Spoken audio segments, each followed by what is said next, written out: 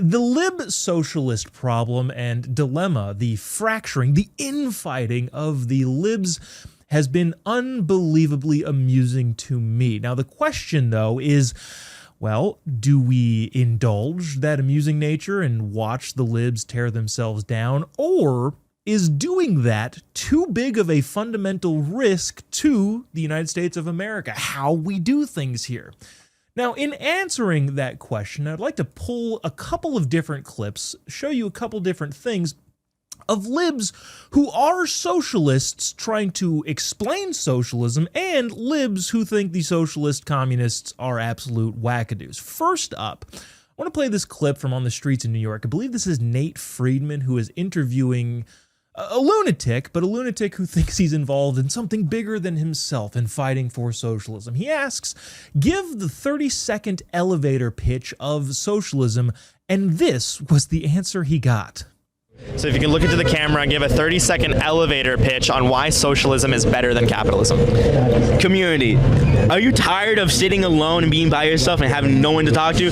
Being a socialist is all about community. It's about literally sitting down and having coffee with a random stranger and talking to them, talking about the game. Hell, I have hugged more strangers in this past summer because of the Knicks game, because of the World Cup, because socialism works. It's the watch parties that Zoran hosted. It's about the parties that we allow. We don't have cops hogging every single site and saying, oh, you can't be here because there's too many people. Instead of allowing people just being in their nature, a natural element of talking to each other, to bond over things we love and share.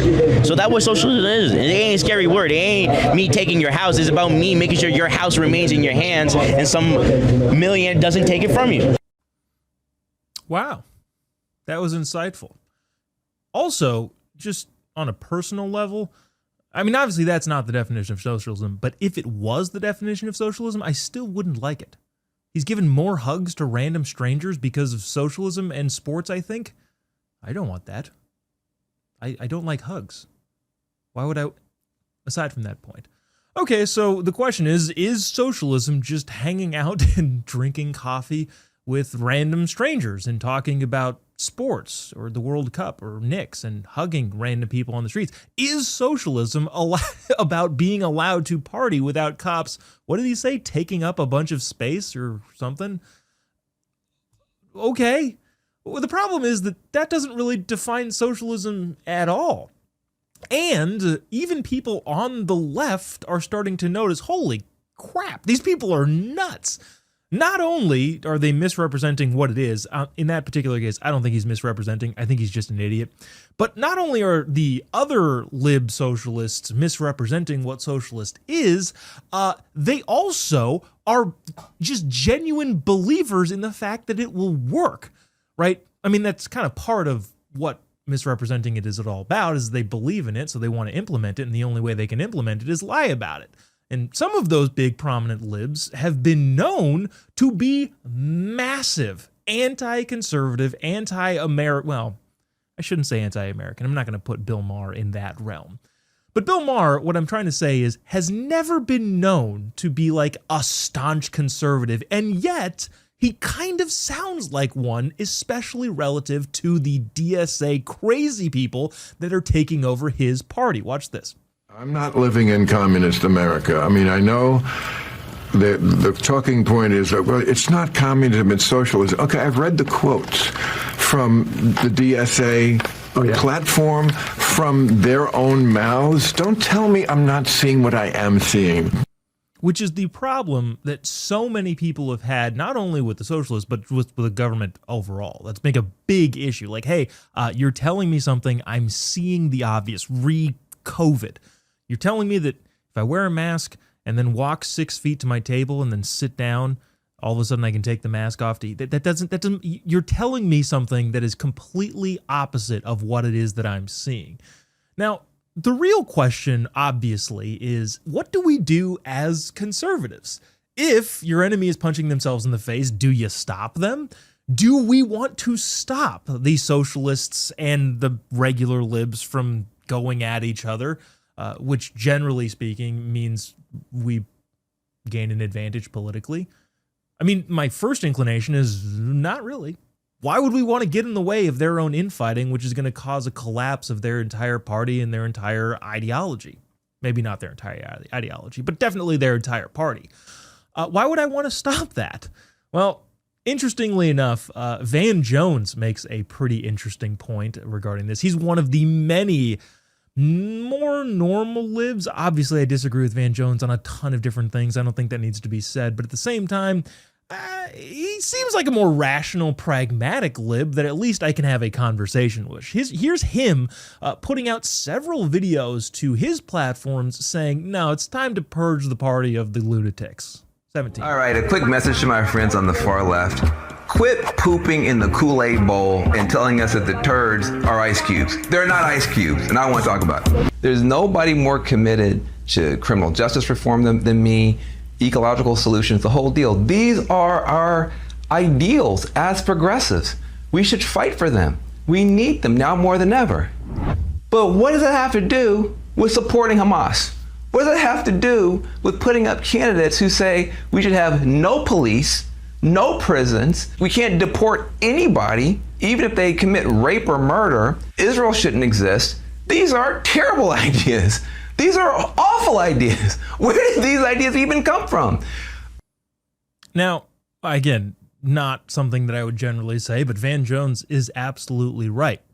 What the radical fringe of the lefty movement is, which has become a way bigger percentage than anybody should be comfortable with, is certifiably insane.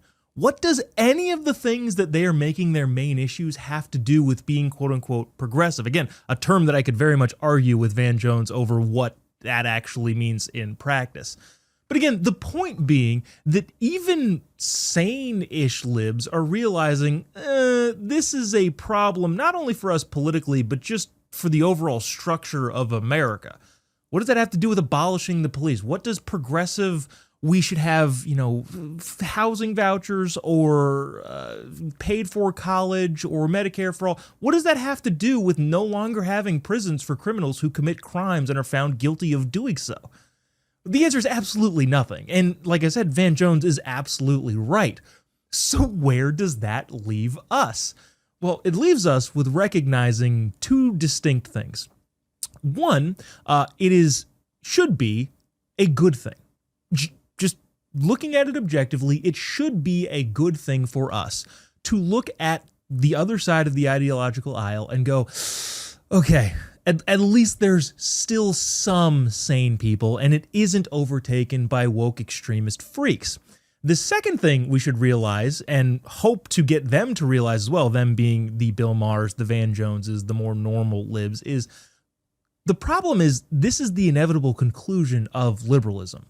Once you start breaking down the structures of society in a way that supposedly gives everyone the same advantage or whatever, you ultimately get to, well, it really isn't fair to put criminals in jail because they committed crimes or, murdered people or anything like that. It's really not fair. It isn't fair that people who shouldn't be here should be deported. Unfortunately, this is the inevitable conclusion of their own ideology, which again leaves us is which side do we pick? Do we pick the side that says, no, go ahead and tear yourselves down because eventually you'll all get there?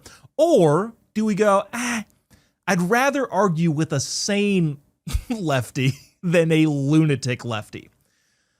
To help answer that question, I want to bring up a clip that was floating around on the internet from Fox News in which the co-chair of the New York City Democratic Socialists of America was talking about why his family immigrated here from, Peru? Watch this, and then we'll come to our final conclusion. Cut. So why did your family come to America? The economic situation in South America and in Peru was in a really bad place.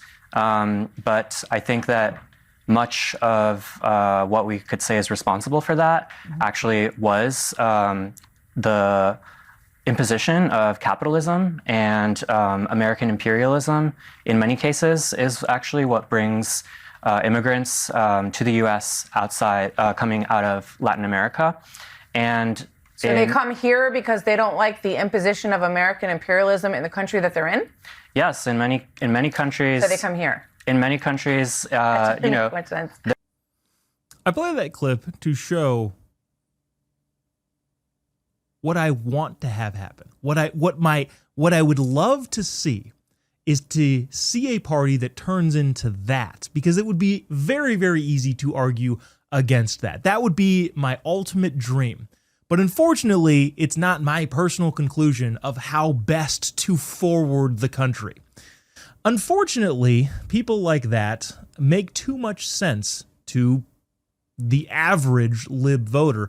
And therefore, what we could see is an overwhelming force of socialism overtake, especially the young.